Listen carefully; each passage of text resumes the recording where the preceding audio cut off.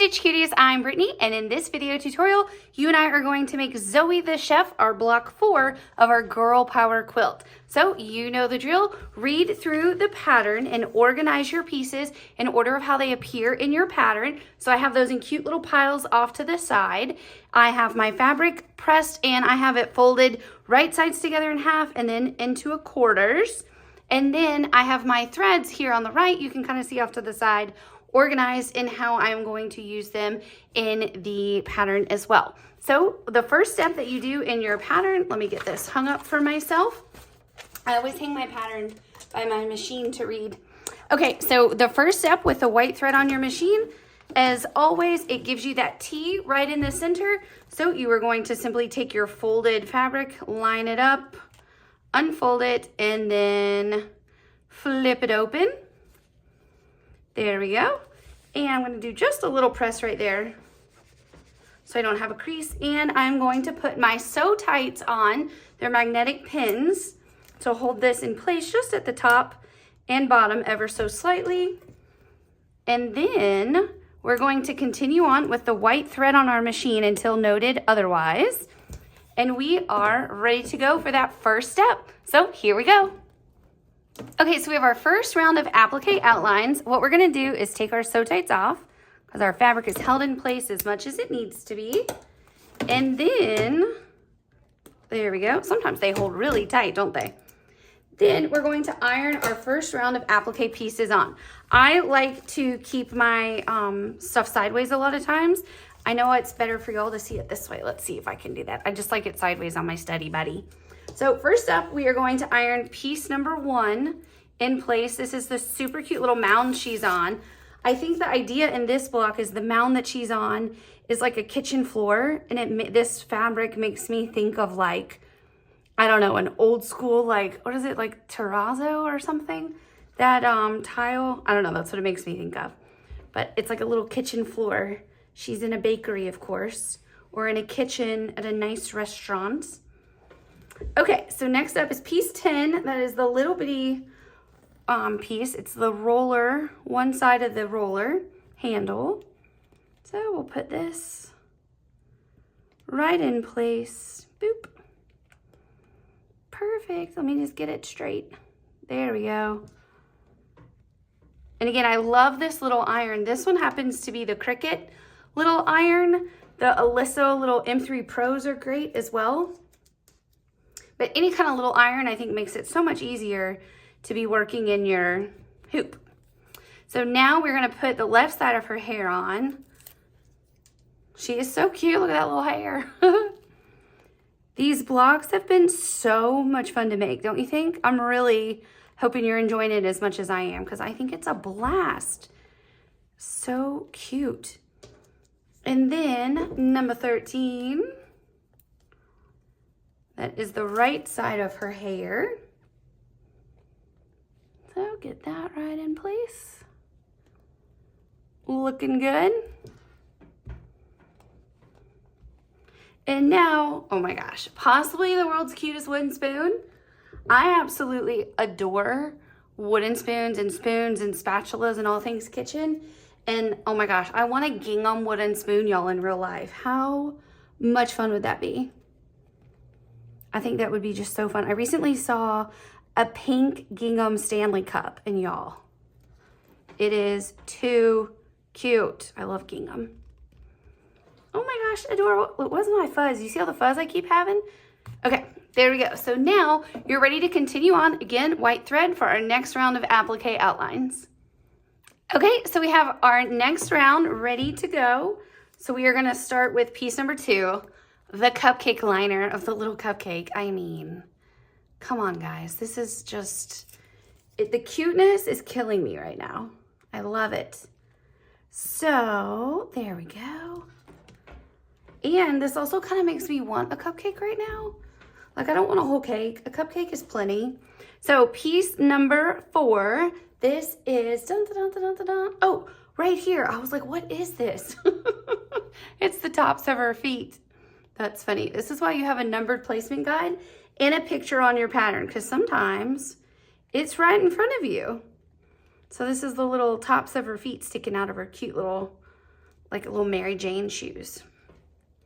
And then we have piece number 6. That is the top of her right foot. There we go.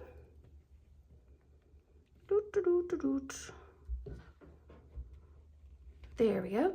And now she needs a face. Adorable.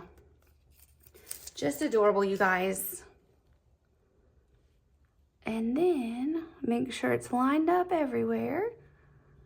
Oop, I want to go right just a little. Looks about right to me. There we go.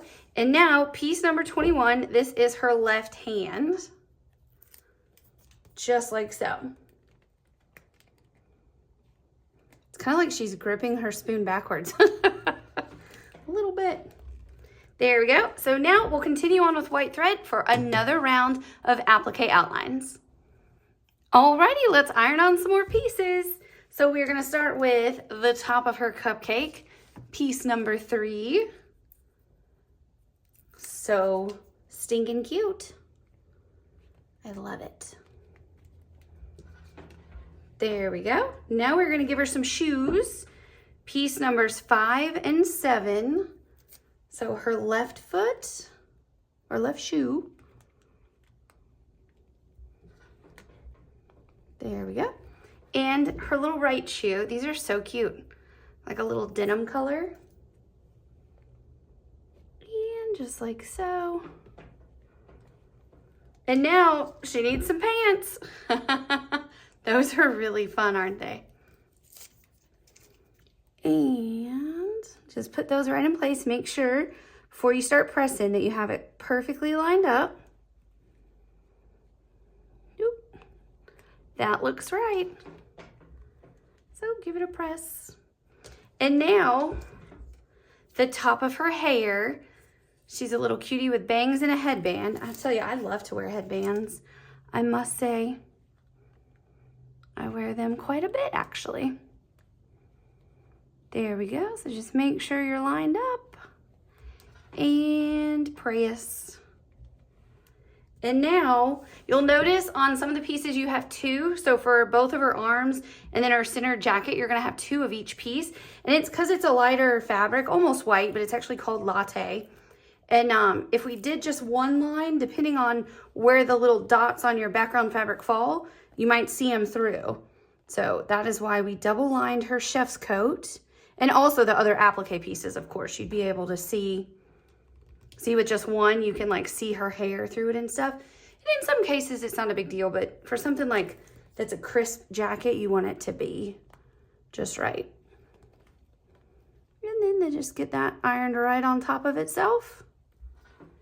There we go. So you know the drill. Back onto the arm of your machine and continue on for the next round of applique outlines. And our next piece we're going to iron on is going to be piece number 9. So this is the bottom handle of her rolling pin. There we go. Next up will be possibly the world's cutest rolling pin ever. How fun is that? I love that. And we'll put this right in place. Boop. There we go. And now the little top of her headband, or not the top of it, the whole headband, I should say. And with this, just start at one side and then work your way around. There you go. So that is in place. I'm just going to give a little dab down there and then just work my way around. There we go. And then one stripe on her left arm. This is piece number 23. Right? Yes, 23. And the edges line right up with the edge of her little chef's coat. I don't know why today, I guess because of the cupcake. I feel she's a pastry chef. Maybe she's won the James Beard Award. I don't know. You can make up anything you want, which is fun. So now we're going to put this back on and another round of applique outlines is coming. All right, so that time we have just one piece outlined. So what we're doing right now is just building up her right arm.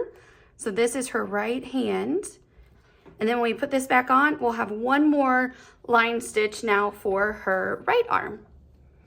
Okay, so now on the right arm, we have 2 pieces of the same piece to double line.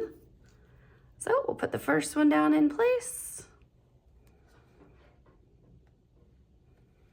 And the second one goes right on top.